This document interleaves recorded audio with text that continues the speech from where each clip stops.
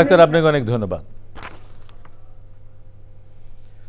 BNP chairperson ও সাবেক প্রধানমন্ত্রী বেগম খালেদা জিয়ার মরদেহ এভার কেয়ার হাসপাতাল থেকে প্রথমে রাজধানীর গুলশানে তার বাসভবন ফিরোজায় নেওয়া হচ্ছে। সেখানে অবস্থান করছেন চকর মালিতা, সরাসরি তার কাছে যাচ্ছি।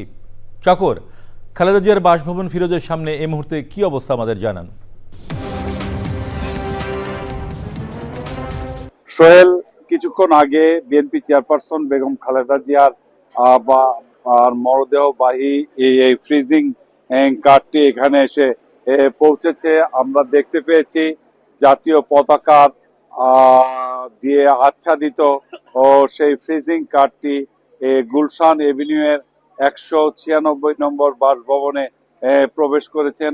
দর্শক, আপনারা দেখতে পাচ্ছেন যে আইন শৃঙ্খলা বাহিনীর সদস্য ও BGB, RAB, police, SSF, PGR আইন শৃঙ্খলা বাহিনীর সদস্য পুরো বাড়ি এই চারপাশে অবস্থান নিয়েছেন। তাছাড়া বিএনপি চেয়ারপারসনের যে সিকিউরিটি ফোর্স আছে তার সেই সব সদস্যরাও এখানে অবস্থান নিয়েছেন। মরদেহবাহী এই ফ্রিজিং কারটি বাড়ির ভিতরে প্রবেশ করেছে এবং সেখানে আমরা যতদূর জানি পরিবারের সদস্য, নিকট আত্মীয়জন এবং পার্টির সিনিয়র নেতাদেরকে মরদেহ হয়তো দেখানো হবে এবং তারা শেষবারের মতো তাদের স্বজনকে বিদায় জানাবেন এই 196 নম্বর রোডের বাড়ি থেকে। এবং এখানে আমরা তার আগে দেখেছি যে আমরা যখন এসেছি তার আগে আমরা দেখেছি দলের স্থায়ী কমিটির সদস্যরা এখানে এসেছেন।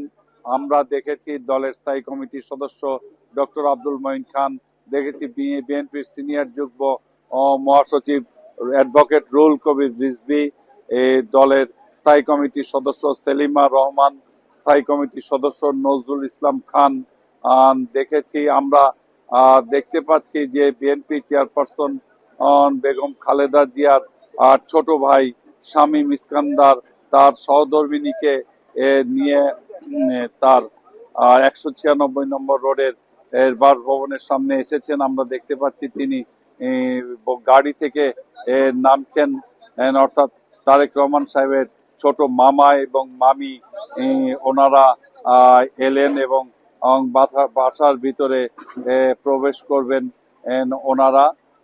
এবং যেটি বলছিলাম যে আসলে নিরাপত্তা তল্লাশি বা নিরাপত্তা চেকিং ছাড়া কাউকেই বাড়ির ভিতরে প্রবেশ করতে দেওয়া হচ্ছে না।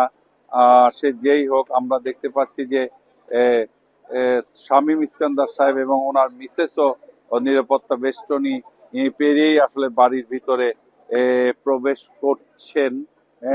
যে কথা বলছিলাম যে স্থায়ী কমিটির সদস্যরা এখানে এসেছেন, স্থায়ী কমিটির সদস্যদের কয়েকজন আসার পরপরই আমরা দেখতে পাচ্ছি যে খালেদা জিয়ার ছোট ভাই বেগম খালেদা জিয়ার ছোট ভাই শামীম ইস্কান্দার, তার স্ত্রী এবং পরিবারের অন্য সদস্য, আত্মীয় স্বজনরা এখন বাড়ির ভিতরে প্রবেশ করছেন। সকাল থেকে আরো অনেক আত্মীয় স্বজন এখানে এসেছেন এবং তারা বাড়ির ভিতরে প্রবেশ করেছেন।